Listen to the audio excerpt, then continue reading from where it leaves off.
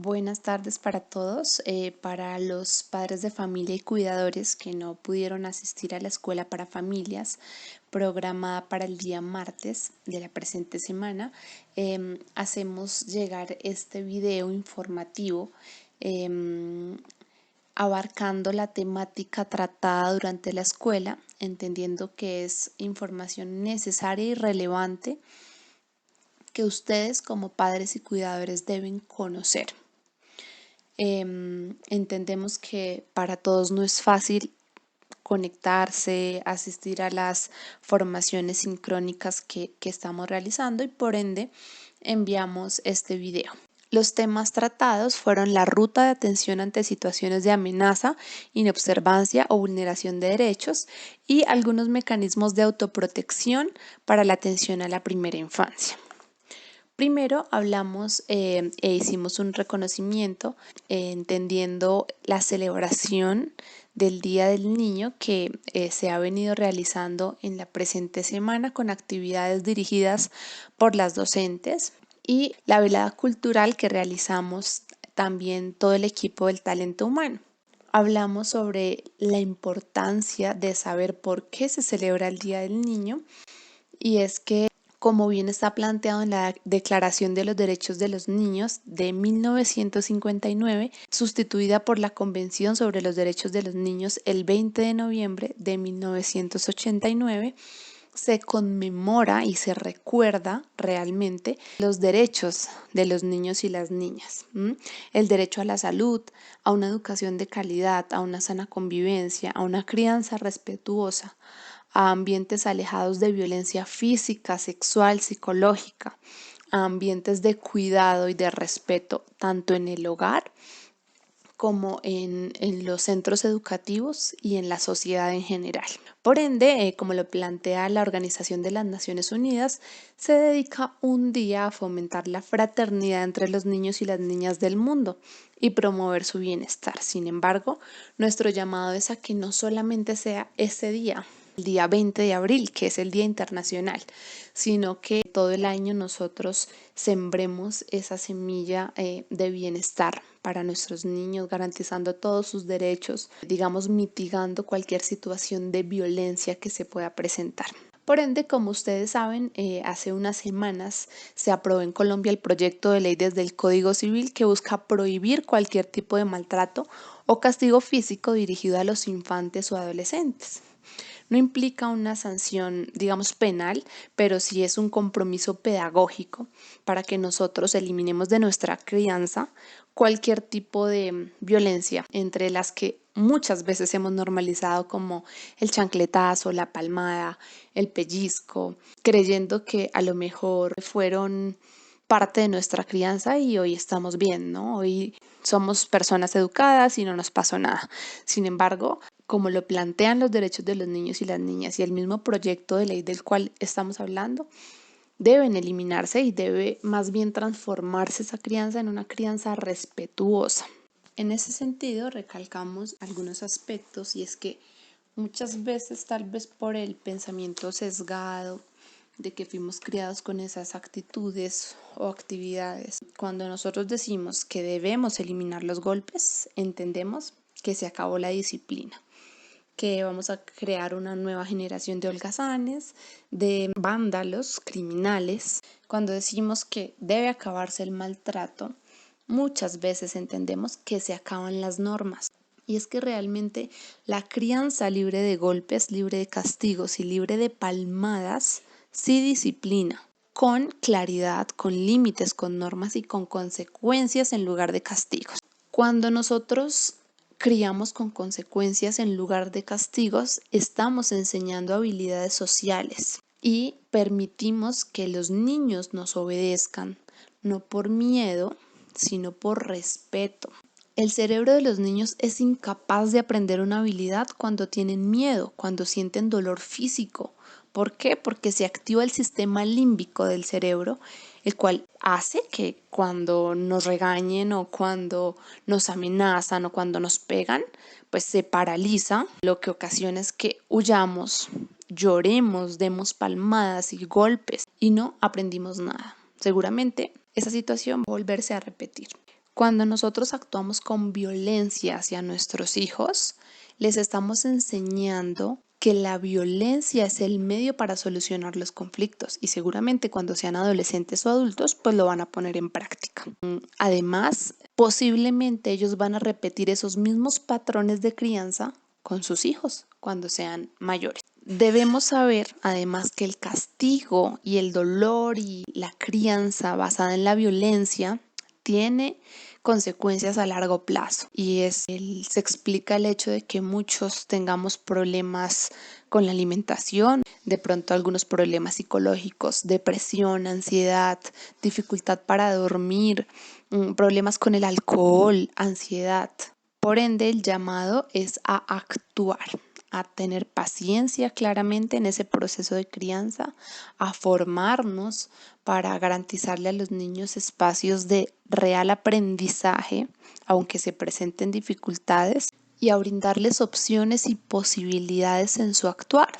En lugar de regañarlo, expliquémosle por qué no debe hacerlo. En ese sentido, pasamos a hablar de las formas de violencia contra niños, niñas o adolescentes, entendiendo esto como toda acción, omisión, abuso, uso de la fuerza o del poder que se expresa a través de la violencia, ya sea física, psicológica, sexual y la negligencia, así como a través de las amenazas de tales actos, la cual se puede presentar en distintos ámbitos y ser ejercido por parte de sus padres, sus representantes legales, sus cuidadores, incluso sus docentes o cualquier otra persona. ¿Listo? Y afecta que la integridad personal, el desarrollo integral de los niños y las niñas y adolescentes, llegando incluso hasta la muerte. Se distinguen la violencia física, psicológica, sexual y de omisión y negligencia. Cuando hablamos de violencia física, nos referimos a toda acción a través del uso de la fuerza, la cual puede causar dolor, malestar, lesiones, daños en la salud. Y como sabemos, se puede ejercer a través de las manos o cualquier otra parte del cuerpo, con objetos, con armas, con sustancias. Hablamos de la violencia psicológica y con ella nos referimos a la acción o omisión destinada a degradar, discriminar o controlar las acciones y comportamientos, creencias y decisiones de las niñas y los niños, a través de formas como humillar, rechazar, aterrorizar, aislar, comparar, entre otras. Cuando hablamos de violencia sexual, nos referimos a todo acto de tipo sexual ejercido sobre un niño o una niña utilizando la fuerza o cualquier forma de cohesión física, psicológica o emocional, aprovechando precisamente las condiciones de indefensión que existen entre víctima y agresor. Tenemos la violencia por omisión o negligencia, la cual se refiere pues a la falta de protección y cuidado mínimo del niño o niña por parte de sus padres o cuidadores. Es importante tener en cuenta para la identificación de alertas en el marco de los derechos de los niños y las niñas 3 palabras y 3 conceptos claves. Primero, la inobservancia, la amenaza y la vulneración de derechos. Cuando hablamos de inobservancia, nos referimos a la omisión o negación para acceder a algún servicio o precisamente a la falta de cuidado por parte de los progenitores o cuidadores de los niños.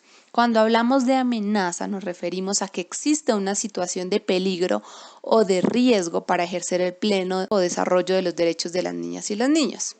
Y por último, cuando hablamos de vulneración de derechos nos referimos a toda situación de daño, perjuicio o lesión que impide el ejercicio pleno de los derechos. Además, es importante distinguir los signos y síntomas para la identificación de alerta en cualquier tipo de violencia. Esto para nosotros poder denunciar y poder solicitar el apoyo y la ayuda necesaria para hacer la restitución de derechos a nuestros niños y niñas. ¿Quién puede denunciar? Cualquier persona. Docentes, padres, una persona que esté viendo una situación de vulneración de derecho, de amenaza, de omisión y negligencia. Y lo puede hacer ante las autoridades pertinentes o directamente con el apoyo interdisciplinar del hogar infantil. En este caso iniciamos con los signos y síntomas de violencia física, los cuales pueden ser que el niño presente señales de golpes en el cuerpo, heridas a repetición, expresión de dolor sin señales evidentes de heridas y golpes, distensión abdominal o lo que llamamos comúnmente como hinchazón, deposición frecuentemente acompañada de vómito o fiebre, presentar señales de mordeduras, presentar quemaduras, lesiones cutáneas, magulladuras, hematomas o pellizcos y pinchazos.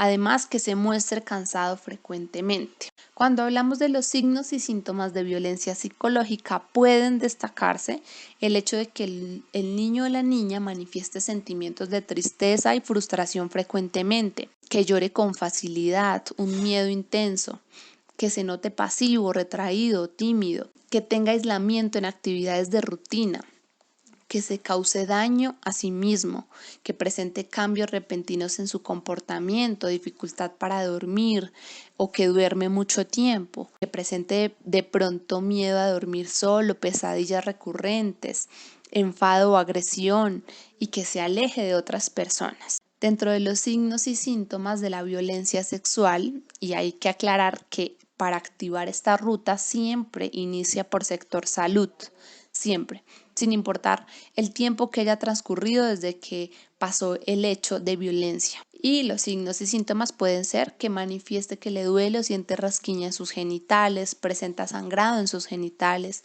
el cervix o vulva hinchada o roja, cuerpos extraños en el ano o la vagina, verrugas en zona anal y genital, hematomas en el paladar, orina frecuentemente, relatos espontáneos de situaciones de contenido sexual inusuales para su edad, que realice juegos sexuados con otros niños, juguetes o consigo mismo, que se estimule sus genitales de forma excesiva, que destruya constantemente objetos de forma violenta, cambios en el control de esfínteres, que se muestre temeroso cuando otros niños lloran, que no le interese lo que sienten los demás, que se aísle en espacios de juego o de recreo, que se escape del lugar frecuentemente, que muestre señales de agresividad con los demás niños o compañeros o con los agentes educativos y que se muestre pasivo o retraído.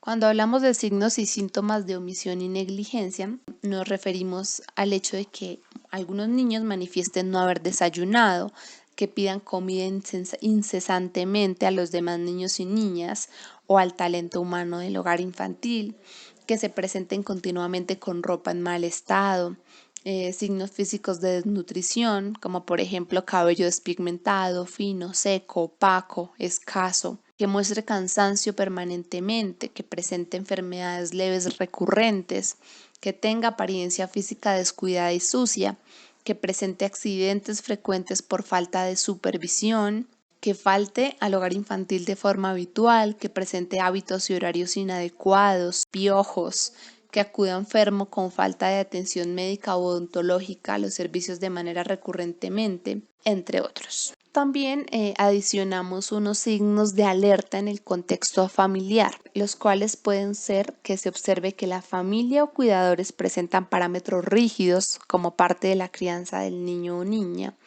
que le culpen o le desprecien, que no manifiesten interés hacia el niño o niña, que no se preocupen por su educación, que el padre, la madre o el adulto cuidador estén socialmente aislados, que dejen al niño o niña al cuidado de personas extrañas o hermanos menores de edad, que haya presencia de consumo de alcohol u otras sustancias psicoactivas o adicción al juego, que se evidencie permanencia en calle y en sitios de riesgo, que se ejerzan actos de violencia al interior de la familia y hacia el niño o niña, y que haya violencia ejercida por parte de otros familiares que no necesariamente conviven en el mismo núcleo familiar. De acuerdo a lo anterior, como institución tenemos una ruta, un protocolo de actuación ante alerta de amenaza, vulneración o inobservancia de los derechos de las niñas y los niños del hogar infantil Pulgarcito. La explico rápidamente y es que cuando se identifican algunos signos o alertas de amenaza, omisión o vulneración, ¿qué debe hacerse? Notificar al coordinador, al apoyo psicosocial o de salud y nutrición. Bueno, en primera instancia muchas veces se hace con las docentes, ¿no? Con las profes, y las profes nos remiten el caso. El equipo interdisciplinario que hace analiza la situación y canaliza el caso en prioritario o no prioritario, dependiendo de cuál sea el caso, ¿no? Y su gravedad. Si es no prioritario, se hace seguimiento al caso e intervención por parte del equipo interdisciplinar. Y si es prioritario, ¿qué se hace? Se activa la ruta. ¿cierto? Analizamos si es necesario poner a disposición el niño o niña en un sector específico. En el caso de que sí, analizamos si es el cuidador el presunto agresor. En el caso de que sí, ¿qué se hace? Se activa la ruta poniendo al niño a disposición del sector competente. En caso de que no, se le informa al cuidador principal, al padre de familia, pues la decisión tomada. Cuando haya que activar la ruta y no sea necesario poner a disposición al niño o niña ante un sector específico, se activa la ruta por medio de un oficio o por los canales virtuales. ¿Y qué hacemos? En todos los casos, documentar y soportar las acciones en el registro de novedades de los niños y niñas y incluir todo esto en la carpeta de cada usuario, ¿no? Además de notificar al supervisor del contrato del centro zonal, el COCUY. Normalmente las remisiones se hacen a Centro Zonal, Comisaría de Familia, Hospital Andrés Girardot y Fiscalía, dependiendo la gravedad y dependiendo el caso.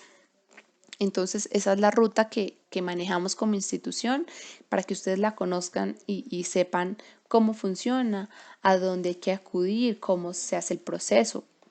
Acá están los números de teléfono interinstitucionales y de emergencia para tenerlos a mano en caso de presentar algún tipo de violencia, de que ustedes observen algún tipo de violencia, ya sea al interior de sus familias, de sus casas o de cualquier otra persona. Como mencionamos, cualquier persona puede hacer la denuncia. Por otra parte, hablamos algunos componentes importantes de autoprotección que se deben permitir y fomentar en casa. Y es, por ejemplo, el hecho de fortalecer la autoimagen y la competencia, dar afecto a los demás, la capacidad de cuestionamiento, la libertad y el juego, romper el silencio y siempre hablar, siempre expresar los sentimientos y lo que nos sucede, sobre todo con nuestros padres, ¿no? Nuestros hermanos y nuestra familia. Acudir a las redes de soporte y las redes de apoyo que tenemos como familia y la capacidad para defender a otros. Por último, establecimos compromisos como familia para garantizar el pleno desarrollo de los niños y las niñas y sus derechos fundamentales. Muchas veces, como parte de nuestra crianza, de pronto incurrimos en hechos de violencia que aparentemente no nos parecen graves o incluso no nos parecen hechos de violencia, pero que lo son y que terminan afectando a cada uno de nuestros niños y niñas a nivel psicológico o a nivel de salud física y que seguramente a largo plazo van a tener muchas más grandes repercusiones en su salud mental. Por ende, el llamado es a formarnos en una crianza respetuosa y ayudar a nuestros niños y niñas a superar sus dificultades de manera pacífica, con ejemplo, con estrategias y lograr enseñarles habilidades para su vida y para su crecimiento y para afrontar cualquier situación que se les presente. Agradecemos su atención y reiteramos la importancia de asistir a los encuentros sincrónicos de formación para familias.